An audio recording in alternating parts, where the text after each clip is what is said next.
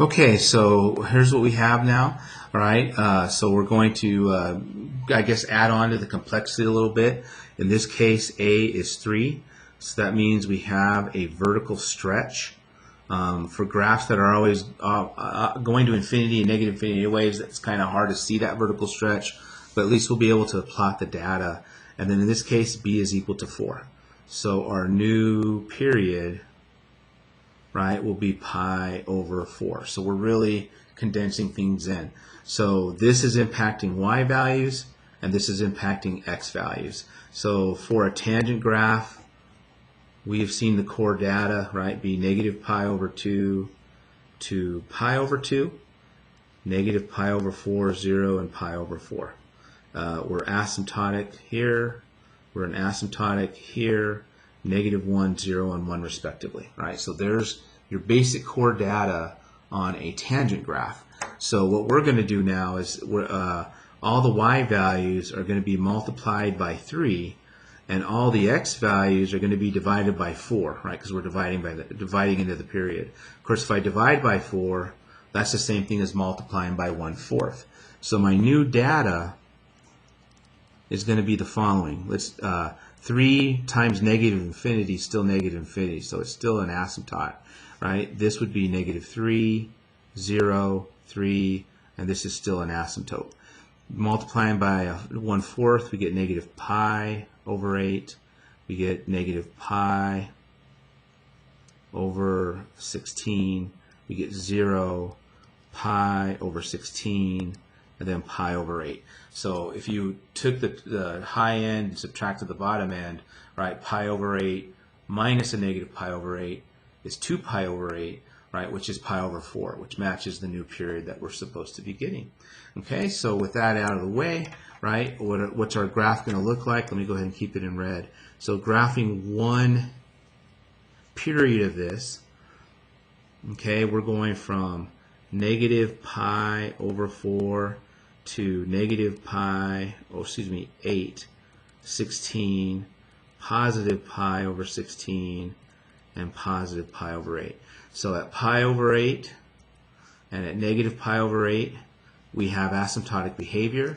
At negative pi over 16, we are at 3. At positive pi over 16, we are at positive 3.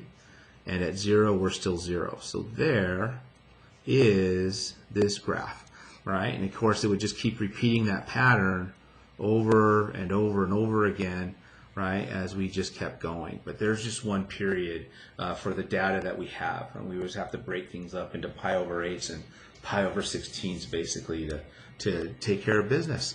So there you have it. So there's those two working together.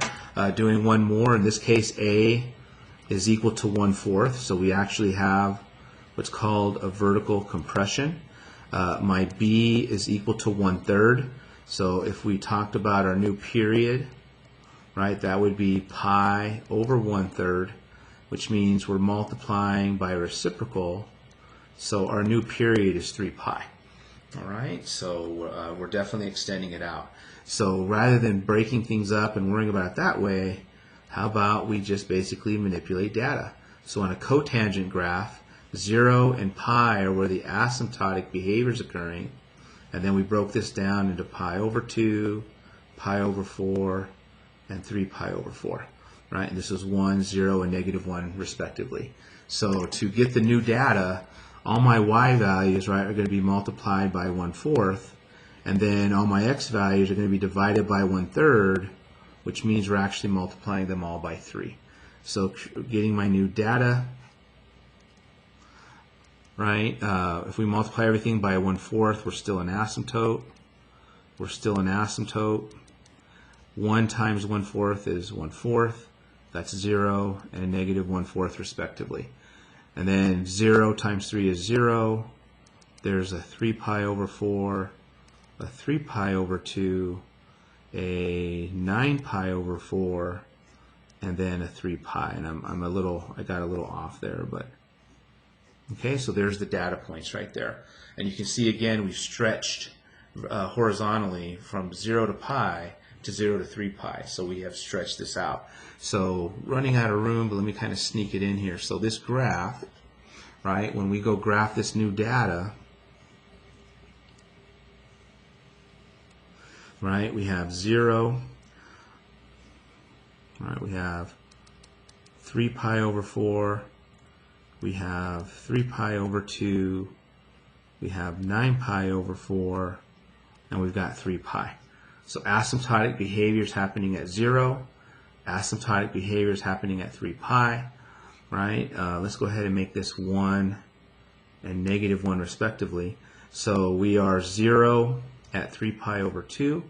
At 3 pi over 4, we're 1/4, so that would be right there, right? And at 9 pi over 4, we're at -1/4, which would be there. So you can kind of see the graph kind of compressing. So we go up to infinity in this way and down to infinity that way. And so that would be the first period or one cycle sketch of 1/4 cotangent. And of course, if we wanted another one, we'd come out way over here to 3 pi, and then halfway is 3 pi over 2, and I would expect the same thing. Right? Or I can come over here, 3 pi to 6 pi, and I would expect the same thing. So it just keeps repeating itself over and over and over again after we've got one cycle. So hopefully you see this is very similar to sines and cosines.